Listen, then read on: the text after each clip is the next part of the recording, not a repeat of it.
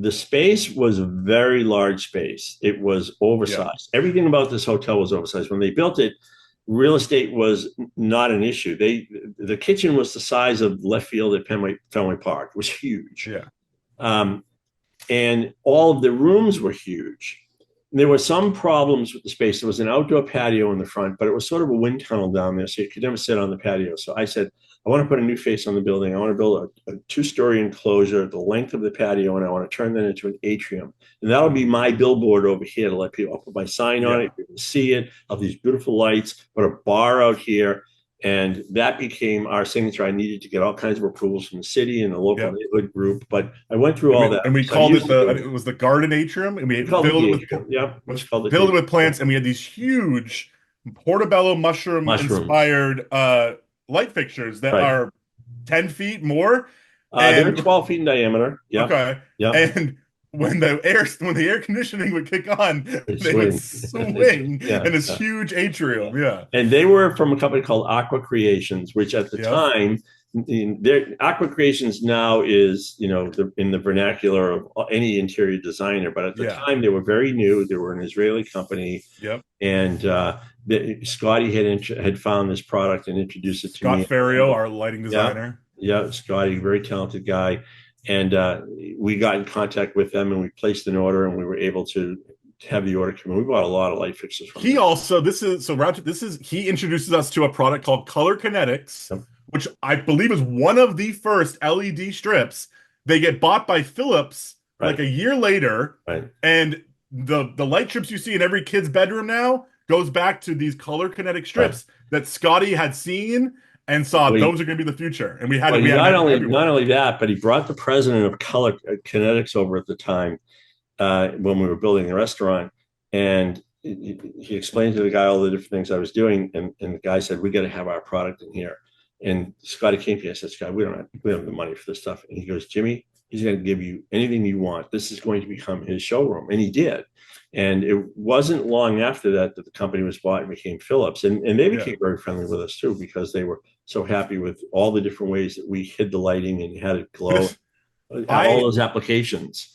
I had already, I'm in high school. I already had a stock portfolio, and I remember Scotty telling me about this Color Kinetics company, and he's like, "You don't understand. These are going to be huge." Like, okay, I believe you. And I bought a bunch of Color Kinetics for maybe $1,000, but and then like a year later, Philips buys the company. It was one of my best trades ever. Yeah. So the space is a large space, and I go through there with Mom, and I say, okay, we have to be smart about how we do this. So what we did was we created these different themed rooms. Right. So the first room that we were creating was the atrium out front, which you could close off. If you didn't need it, you could literally close it off, turn the lights down, and not deal with it. But this is a 3-story glass enclosure. Yep. We enclose the sidewalk, cultured stone, huge lights, gas lanterns. Gas lanterns out front because we're down in the back bay. So that's its own bar and dining room. And we had that alone could have been a venue. Right. Yeah. That could have been its own venue. Yeah. We had a 10-foot entry door that was a 2.25-inch thick rail and style door. And I had found and worked with this guy named Jim Anderson, who was a stained glass artist. And we put, I think, something like 56 pieces of stained glass in there that came from all these restoration jobs. They were leftover pieces of glass that he had. Right, I went up to his shop. Beautiful door. I remember one time I went up to his shop and he had, when he would finish a job, they have a little bit extra glass, they'd throw it in this box. And I said, "What's going on with that?" And he goes, "Oh, just scraps." And I said, "Well, what if I haven't made the door yet. So if I make the door with small enough pieces of glass, we could use a lot of that." And he said, "Sure." I said, "So we'll make them, what's the average size? We measure it. You can get 6 inches out of these. Okay, great." So I talked to Jimmy Cush, our mill worker, and I say, "Make me a door that has, so many of these squares in here, and we're going to have the glass. We'll give it to you and pop it in."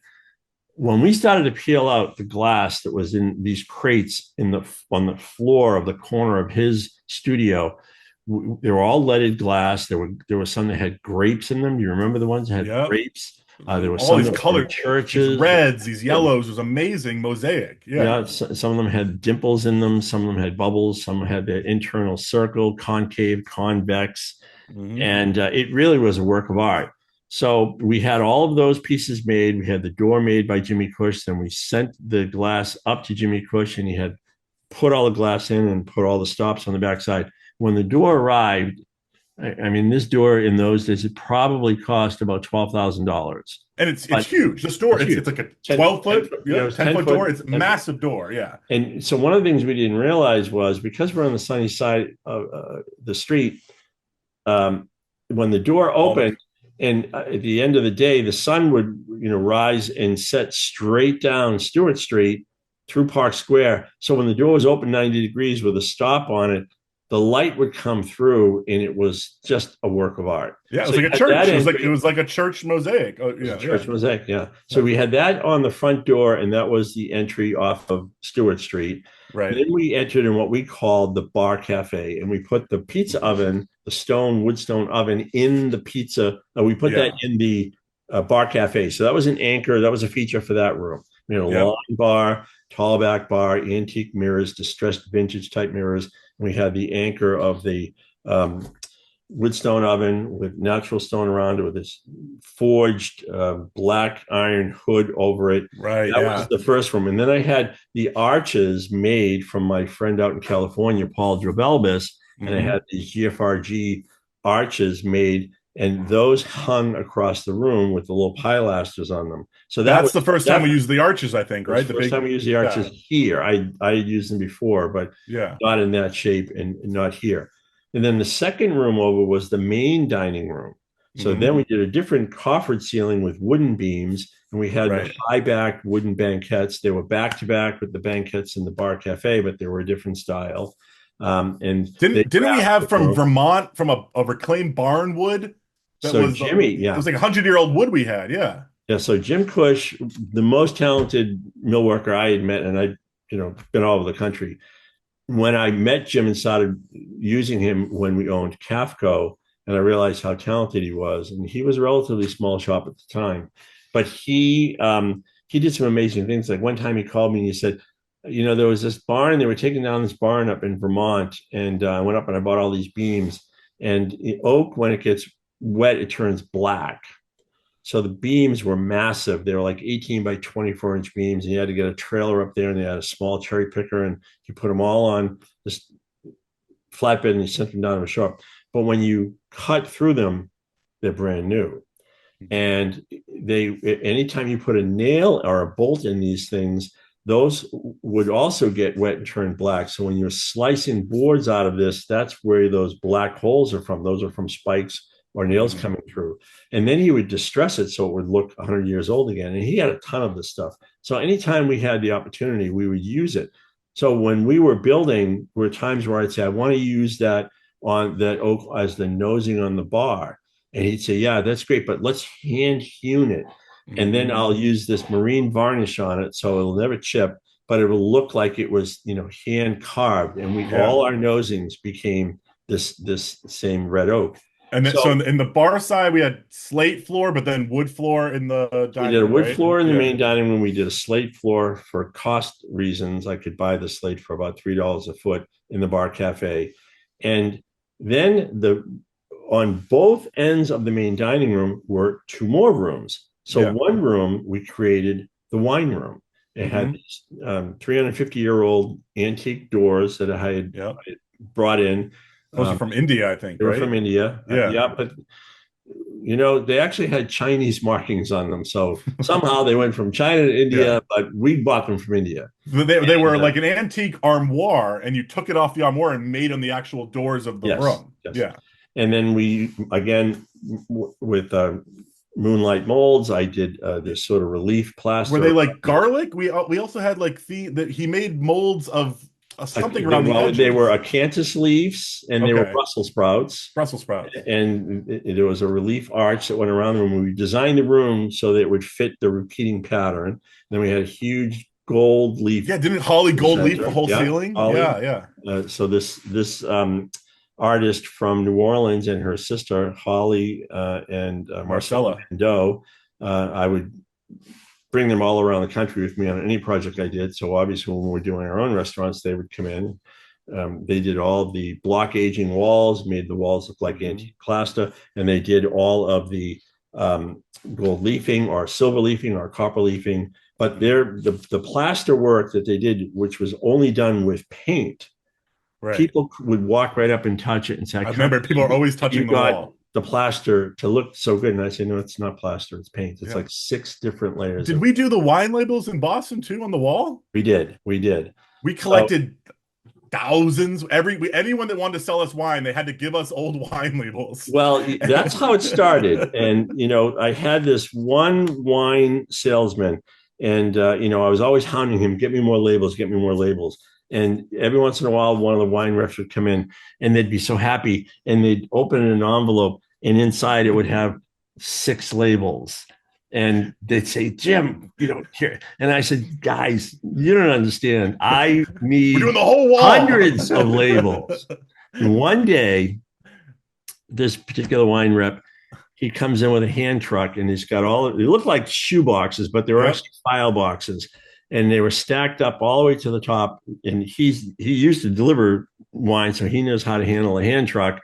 And he comes through the front door and down the stairs, and he comes over to me, and he takes the lid off of one of these boxes, and it's all of these like white envelopes, and in each one are these wine labels, and the entire box is full. So there must have been. Think of like an old Dewey Decimal System in a library when you pull out all the cards. Exactly.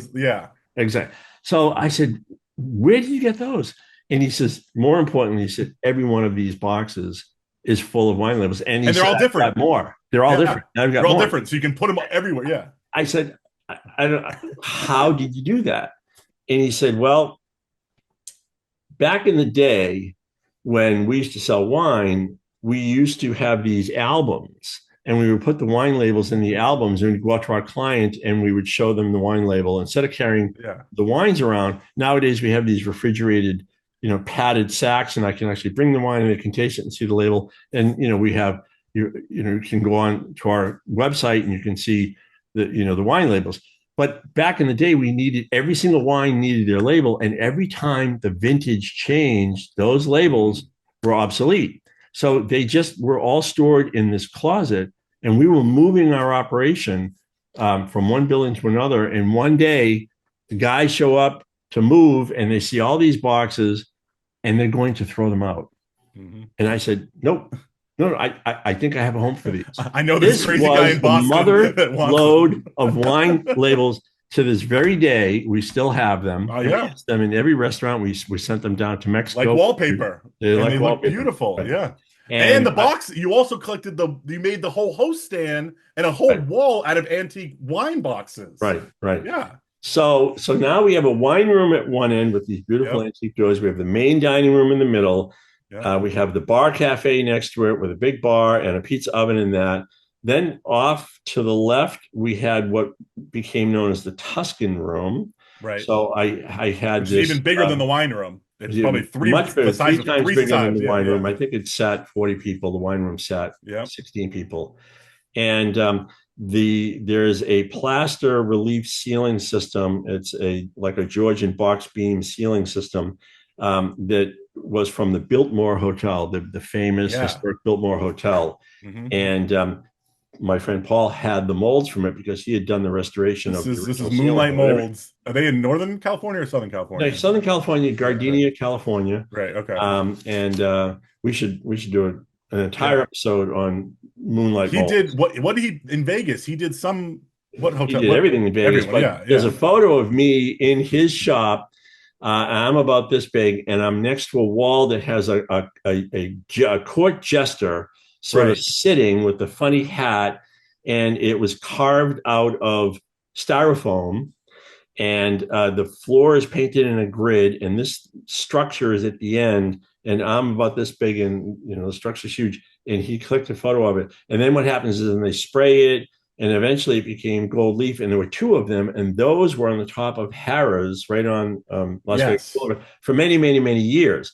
But eventually, everyone found out about Paul, and he has done every major casino. He was like Las Vegas. The Dale Chihuly for glass was Paul for mold. So the same way that one casino did probably Steve Wynn gets Dale Chihuly to do all these amazing blown glass, and then everyone has it. Yeah. Paul DeBelvis from Moonlight Molds, which we've been using back in House of Blues, he did the Blues Gods, He did right? all the blues gods. I worked out all the different blues gods, that whole Yeah. system with Jimmy Cush and Paul. They worked Mhm. in tandem.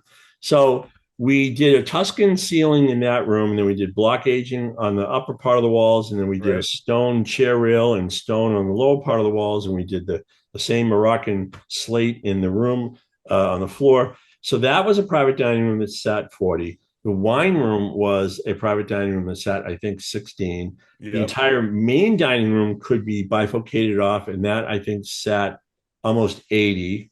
Then you Another had the 40 bar or 50 in the cafe. atrium. Yep. The atrium, I think, sat another 60. Then you Yep. had the bar cafe, which I think sat 58. And we Uh, still had another room to deal with.